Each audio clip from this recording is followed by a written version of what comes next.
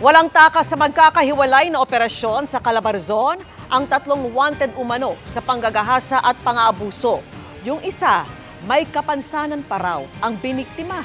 At nakatutok si John Consulta, exclusive. Okay. Pinasok ng mga tauhan ng Regional Intelligence Division ng Calabarzon Police ang compound na ito sa Rizal.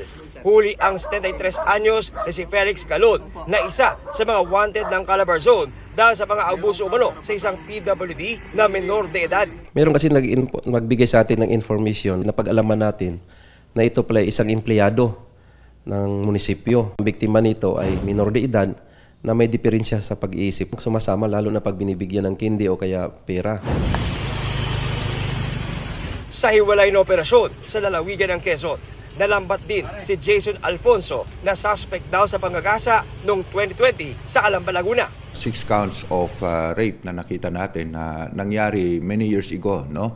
At nagkaroon nga ng pagtututok yung mga operatiba natin para mabigyan yung that time is 5 years old, no, na bata.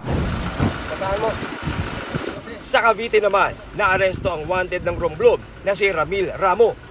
Dito raw siya nagtago ng ilang taon para makaiwas sa kanyang kasong 2 counts ng rape. Nagkaroon ng collaboration itong PRO Calabarzon at itong PRO Mimaropa, no, para mahuli itong suspect naman. Rape din itong kasong ito, no, qualified rape. Ang mangyayari dito is ibabalik kung saan nangyari yung krimen at ihihiring na po sila. Itong kasong ito is no bail. Sinubukan namin makuna ng pahayag ang mga inaresto pero naibiyahe na sila sa mga lalawigan kung saan sila wanted para gumulong ang pagdilitis.